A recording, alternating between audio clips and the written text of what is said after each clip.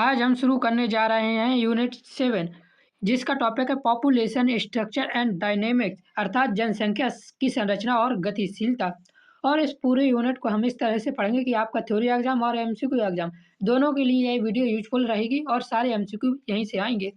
तो आज के हमारे टॉपिक है पॉपुलेशन स्ट्रक्चर अर्थात जनसंख्या की संरचना, पॉपुलेशन डायनेमिक्स जनसंख्या की गतिशीलता, डेमोग्राफिक एनालिसिस अर्थात जनसांख्यिकी विश्लेषण, पॉपुलेशन एक्सप्लोजन जनसंख्या विस्फोट क्या है, डेमोग्राफिक्स थ्योरी जनसांख्यिकी सिद्धांत क्या है, और पॉपुलेशन कंट्रोल और पॉपुलेशन ग्रोथ पढ़ेंगे अर्थात जनसंख्या वृद्धि और नियंत्रण के बारे में हम पढ़ेंगे। तो चलिए बिना देरी के शुरू करते हैं आज का टॉपिक। देखिए सबसे पहले देखिए जनसंख्या की अवधारणा।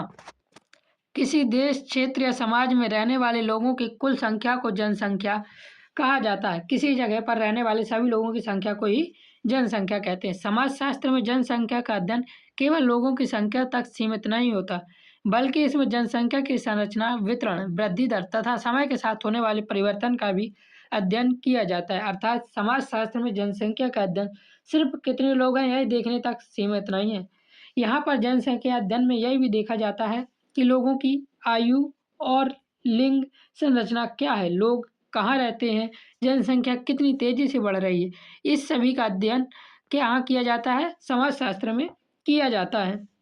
जनसंख्या किसी भी समाज की आर्थिक विकास, सामाजिक संरचना और संसाधनों के उपयोग को प्रभावित करती है। अर्थात किसी देश की जनसंख्या इस बात को प्रभावित करती है कि वहाँ के संसाधन कैसे उपयोग होंगे, वहाँ का आर्थिक विकास कैसा होगा। इसलिए समाजशास्त्र और अर्थशास्त्र दोनों में जनसंख्या का अध्ययन अत्यंत महत्वपूर्ण माना जाता है। अब आगे यहाँ से देखिए सबसे ज़्यादा जो एमसीक्यू वाले एग्जाम में पूछा जाता है वह क्वेश्चन है जनसंख्या से क्या अभिप्राय है। यह आपके एग्जाम में बहुत बार रिपीट हुआ है। किसी देश की अर्थव्यवस्था से है, किसी क्षेत्र में रहने वाले लोगों की कुल संख्या, या किसी समाज की संस्कृति, या किसी देश का क्षेत्र पर जनसंख्या का क्या अभिप्राय है। इसका आंसर कमेंट में आप जरूर बताएं। थ्योरी मैं करवाऊंगा, थ्योरी के बाद जो एमसीक्यू दूंगा वह उसी थ्योरी से रिलेटेड होगा, याद रखना। अब देखिए जनसंख्या की संरचना, पॉपुलेशन स्ट्रक्चर। जनसंख्या संरचना से तात्पर्य है जनसंख्या की आंतरिक बनावट, अर्थात जनसंख्या संरचना का मतलब है कि जनसंख्या अंदर से कैसे बनी हुई है। यह बताती है कि किसी समाज की जनसंख्या किन किन आधारों पर विभाजित है। जनसंख्या की संरचना को समझने के लिए मुख्यतः निम्न तत्वों का अध्ययन किया जाता है। सबसे पहले किया जाता है आयु संरचना। समाज में विभिन्न आयु वर्ग के लोगों का अनुपात होता है। जैसे समाज में बच्चे, युवा, बुजुर्ग कितने हैं, तो इसे ही क्या कहते हैं, आयु संरचना कहते हैं। फिर देखिए लिंग संरचना। समाज में पुरुषों और महिला का अनुपात लिंग संरचना कहलाता है। अर्थात किसी समाज में महिलाओं और पुरुषों की संख्या का अनुपात क्या है, यह लिंग संरचना कहलाता है। अब दिया है साक्षरता स्तर। साक्षरता स्तर जनसंख्या में शिक्षित और अशिक्षित लोगों का अनुपात साक्षरता स्तर कहलाता है। तो यहाँ से देखिए इंपॉर्टेंट क्वेश्चन पूछ लिए जाते हैं। तो साक्षरता स्तर क्या है, जनसंख्या में शिक्षित और अशिक्षित लोगों का अनुपात। तो देखिए जब महिलाएं शिक्षित होती हैं तो महिलाओं की शिक्षा में थोड़ा हमें अधिक ध्यान देना चाहिए, क्योंकि जब वो शिक्षित होती हैं तो क्या करती हैं, अपने परिवार को भी, परिवार नियोजन को समझती है और छोटे परिवार को अपनाती हैं। फिर दिया हुआ व्यवसाय संरचना। लोग किस प्रकार के कार्यों में लगे हैं, इन सभी तथ्यों से सामाजिक की आर्थिक और स्थिति का अनुमान लगाया जाता है। यहाँ से देख लीजिए सबसे ज़्यादा एमसीक्यू पूछा जाता है आपके एग्जाम में। ये एमसीक्यू आने का आपका 100% चांस है, मेरे से लिख के ले लीजिए। जनसंख्या संरचना से क्या तात्पर्य है, जनसंख्या की वृद्धि दर, जनसंख्या की आंतरिक बनावट, जनसंख्या घनत्व, जनसंख्या का इतिहास। ये क्वेश्चन आएगा ही आएगा, कमेंट करके इसका आंसर जरूर बताएं। फिर देखिए दिया हुआ निम्न में से कौन जनसंख्या संरचना का तत्व नहीं है। आयु संरचना, लिंग संरचना, साक्षरता स्तर और जलवायु। तो ये भी आपको बताना है। और आपके एग्जाम में मेरी वीडियो से कितने क्वेश्चन फंसे ये आप हमें कमेंट में बता सकते हैं, और वीडियो को लाइक जरूर करना यदि क्वेश्चन फंस जाए। फिर देखिए यहाँ से जनसंख्या की गतिशीलता देखते हैं, पॉपुलेशन डायनेमिक्स। क्या जनसंख्या गतिशीलता, जनसंख्या गतिशीलता से तात्पर्य समय के साथ संख्या में होने वाले परिवर्तन। तो समय के साथ जनसंख्या कैसे बदलती है, यही क्या कहलाता है, जनसंख्या गतिशीलता कहलाता है। जनसंख्या में परिवर्तन मुख्यतः 3 कारणों से होता है, जन्म, मृत्यु और प्रवास। तो देखिए सबसे पहले देखते हैं, जब नए बच्चों का जन्म होता है तो क्या होता है, जनसंख्या बढ़ जाती है। फिर जब मृत्यु होती है, जब लोगों की मृत्यु होती है तो जनसंख्या कम होती है। और फिर दिया प्रवास। प्रवास में देखिए दिया हुआ है जब लोग एक स्थान से दूसरे स्थान पर जाते हैं तो जनसंख्या वितरण में परिवर्तन होता है। तो जब लोग एक जगह से दूसरी जगह रहने या काम करने के लिए जाते हैं तो उसे क्या कहते हैं? प्रवास कहते हैं। और जब वो जाते हैं तो जनसंख्या वितरण में परिवर्तन होता है तथा इन 3 प्रक्रियाओं के कारण जनसंख्या लगातार बदलती रहती है। अब यहाँ से क्वेश्चन देख लीजिए, एक ही क्वेश्चन जो सबसे ज़्यादा बार पूछा गया है अभी तक, वह है जनसंख्या परिवर्तन के मुख्य कारण क्या है? जन्म, मृत्यु और प्रवास, शिक्षा और रोजगार, उद्योग और व्यापार, धर्म और संस्कृति। तो इसका सही आंसर कमेंट में बताएं। जनांक दिया हुआ है। वीडियो देखिए, पसंद आ रहा हो, आपको समझ आ रही हो हर चीज़, तो वीडियो को लाइक जरूर कर देना। चैनल पर नए हैं तो सब्सक्राइब कर देना। आपके सारे सब्जेक्ट को हम यहीं से क्लियर करने वाले हैं। अब देखते हैं जनांकिकी क्या है। जनांकिकी वह विज्ञान है जिसमें मानव जनसंख्या के आकार, संरचना और परिवर्तन का अध्ययन किया जाता है। अर्थात जनांकिकी वह विज्ञान है जिसमें जनसंख्या से जुड़े आंकड़ों और परिवर्तनों का अध्ययन किया जाता है। जनांकिकी शब्द का सर्वप्रथम प्रयोग एकाइल गुलार्ड ने किया था। ये क्वेश्चन बहुत इंपॉर्टेंट है, बहुत बहुत ज़्यादा बार बार पूछा गया है। मैं आपको बता रहा हूँ, इस क्वेश्चन को लिख कर रख लेना। पीडीएफ के लिए आपको हमारी पहली वीडियो देखनी होगी। पीडीएफ आपको कहाँ से मिलेगा, उसी में मैंने बताया हुआ है। तो जनांकिकी शब्द का सर्वप्रथम प्रयोग एकाइल गुलार्ड ने किया, जबकि जॉन ग्रांट जनांकिकी का जनक माना जाता है। ये 2 क्वेश्चन याद रख करके जरूर जाना, क्योंकि उन्होंने सबसे पहले जनसंख्या से संबंधित आंकड़ों का वैज्ञानिक अध्ययन किया था।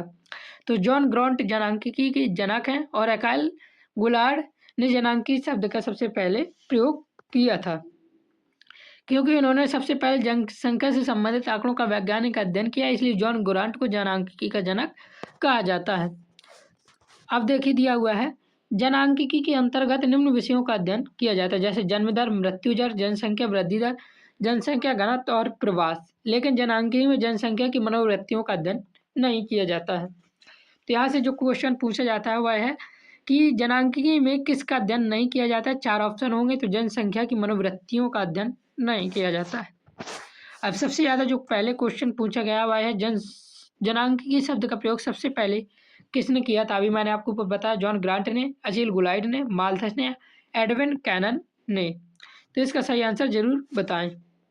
फिर दूसरा क्वेश्चन पूछा जाता है यहाँ से, जनांकिकी का जनक किसे कहा जाता है? जॉन ग्रांट को, वेबर को, ये माल्थस को या मार्कस को? तो इसका सही आंसर भी आप हमें कमेंट में बता सकते हैं। फिर देखिए तीसरा यहाँ से जो सबसे ज़्यादा क्वेश्चन पूछा जाता है, निम्न में से कौन जनांकिकी के अध्ययन का विषय नहीं है? जन्म दर, मृत्यु दर, जनसंख्या घनत्व या जनसंख्या की मनोवृत्ति। इसका सही आंसर कमेंट में जरूर बताएं। अब देखिए जनसंख्या विस्फोट, पॉपुलेशन एक्सप्लोजन। जब किसी देश की जनसंख्या बहुत तेजी से बढ़ती है और संसाधनों की उपलब्धता उससे कम होती है तो उसे जनसंख्या विस्फोट कहा जाता है। क्या होगा? जब जनसंख्या बहुत तेजी से बढ़ेगी और संसाधन कम हो जाएंगे तो इसे क्या कह देंगे? जनसंख्या विस्फोट कह देंगे। भारत जैसे विकासशील देशों में जनसंख्या वृद्धि तेजी से हुई है, तो भारत में जनसंख्या विस्फोट नहीं हुआ है, ये याद रखना है। भला ही जनसंख्या वृद्धि तेजी से हुई है लेकिन विस्फोट नहीं हुआ है। जनसंख्या विस्फोट के प्रमुख कारण मृत्यु दर में कमी, चिकित्सा सुविधाओं में विकास, क्योंकि जब चिकित्सा सुविधाओं में विकास होगा तो क्या होगा? मृत्यु दर में और कमी आ जाएगी। जीवन स्तर में सुधार, अशिक्षा, जहाँ शिक्षा कम होती है वहाँ परिवार नियोजन के बारे में जागरूकता कम होती है और परिवार नियोजन के साधनों का कम उपयोग, क्योंकि अशिक्षा थी। जनसंख्या विस्फोट से अनेक सामाजिक और आर्थिक समस्याएं उत्पन्न होती हैं, जैसे बेरोजगारी, गरीबी, खाद्य संकट, आवास की समस्या और पर्यावरण प्रदूषण। जब जनसंख्या विस्फोट हो तभी ऐसा समस्याएं उत्पन्न होती हैं। यदि जनसंख्या विस्फोट नहीं हुआ फिर भी ये संकट उत्पन्न हुए तो यह सरकार की कमी होती है। भारत में कोई भी जनसंख्या विस्फोट नहीं है, याद रखना। जनसंख्या विस्फोट किसे कहते हैं? जनसंख्या का कम होना, जनसंख्या का स्थिर रहना, जनसंख्या का अत्यधिक तेजी से बढ़ना या जनसंख्या का स्थानांतरण। इसका सही आंसर कमेंट में जरूर बताएं। जनसंख्या विस्फोट का प्रमुख कारण क्या है? मृत्यु दर में वृद्धि, मृत्यु दर में कमी, कृषि उत्पादन में कमी या शिक्षा का प्रसार। इसका आंसर भी कमेंट में बताएं। ये बार बार पूछे जाने वाले प्रश्न है, आपके पेपर में सीधे आने के चांस अधिकतर बहुत ज़्यादा है इनके। जनांकीय सिद्धांत की बात होती है फिर, तो जनसंख्या को समझने के लिए विभिन्न सिद्धांत प्रस्तुत हुए जिन्हें क्या कहा जाता है? जनांकीय सिद्धांत कहा जाता है। सबसे पहला सिद्धांत है माल्थस का जनसंख्या सिद्धांत। इसमें 2 सिद्धांत इंपॉर्टेंट है, मैं आपको दोनों दिखाऊंगा। अर्थशास्त्री थॉमस रॉबर्ट माल्थस ने जनसंख्या वृद्धि का प्रसिद्ध सिद्धांत प्रस्तुत किया। माल्थस के अनुसार जनसंख्या वृद्धि ज्यामितीय अनुपात में और खाद्य उत्पादन अंकगणितीय अनुपात में। तो इसका क्या मतलब है? देखिए, जनसंख्या वृद्धि ज्यामितीय अनुपात में बढ़ती है, अर्थात पहले यदि जनसंख्या 2 थी तो फिर 4 होगी, 4 से 8 होगी, 8 से 16 होगी, 16 से 32 होगी। और अंकगणितीय अनुपात का मतलब है यदि पहले 2 थी, फिर 4 होगी, फिर 6 होगी, फिर 8 होगी, फिर 10 होगी। तो देखिए, खाद्य उत्पादन 10 बढ़ा और जनसंख्या क्या हो गई? 32 हो गई। जनसंख्या 2 से 32 हुई और खाद्य उत्पादन 2 से क्या हुआ? 10 हुआ। तो यहाँ से क्या होगा? खाद्य उत्पादन की कमी पड़ जाएगी। तो जनसंख्या वृद्धि ज्यामितीय अनुपात में और खाद्य उत्पादन अंकगणितीय अनुपात में बढ़ता है। यदि जनसंख्या वृद्धि को नियंत्रित न किया जाए तो संसाधनों की कमी हो सकती है और बहुत ज़्यादा कमी हो जाती है। माल्थस ने जनसंख्या नियंत्रण के 2 प्रकार के अवरोध बताए हैं। पहला है नैसर्गिक अवरोध, फिर है युद्ध, महामारी और अकाल। ये प्राकृतिक या सामाजिक घटनाएं हैं जो जनसंख्या को कम करती हैं। निरोधक अवरोध, निरोधक अवरोध में क्या हो सकता है? विवाह में विलंब या नैतिक संयम बरता जाए। तो विवाह में विलंब और नैतिक संयम निरोधक अवरोध है। और परिवार नियोजन भी अपनाना चाहिए। अब देखते हैं यहाँ से जो सबसे ज़्यादा प्रश्न पूछे गए हैं आपके एग्जाम में और जो इस बार पूछे जाने भी चाहिए। माल्थस का जनसंख्या सिद्धांत किसने दिया? तो ये आप बता ही देंगे, बहुत सिंपल है। जिसने सिद्धांत दिया उसी के नाम पर इसका सिद्धांत का नाम पड़ गया माल्थस का जनसंख्या सिद्धांत। माल्थस के अनुसार जनसंख्या वृद्धि किस अनुपात में होती है? तो जनसंख्या वृद्धि ज्यामितीय अनुपात में होती है और खाद्य उत्पादन वृद्धि अंकगणितीय अनुपात में होती है। हालांकि ये इसका आंसर आपको देना था, मैंने गलती से बता दिया है। अब देखिए, दिया हुआ है माल्थस के अनुसार खाद्य उत्पादन किस अनुपात में पड़ता है? ज्यामितीय, अंकगणितीय, घातीय या स्थिर अनुपात में? तो इसका आंसर भी कमेंट में जरूर करें। यहाँ से सबसे ज़्यादा प्रश्न पूछे जाते हैं, तो याद रखना। निम्न में से कौन सा माल्थस का नैसर्गिक अवरोध है? तो इसका आंसर भी कमेंट में जरूर बताएं। फिर दिया हुआ है आदर्श जनसंख्या सिद्धांत किसने दिया? माल्थस ने, एडविन कैनन ने, वेबर ने या मार्क्स ने? तो ये बता देना। फिर दूसरा सिद्धांत आता है, पहला सिद्धांत है मार्क्स का सिद्धांत, दूसरा सिद्धांत है आदर्श जनसंख्या सिद्धांत। यह सिद्धांत किसने दिया? तो एडविन कैनन ने प्रस्तुत किया था।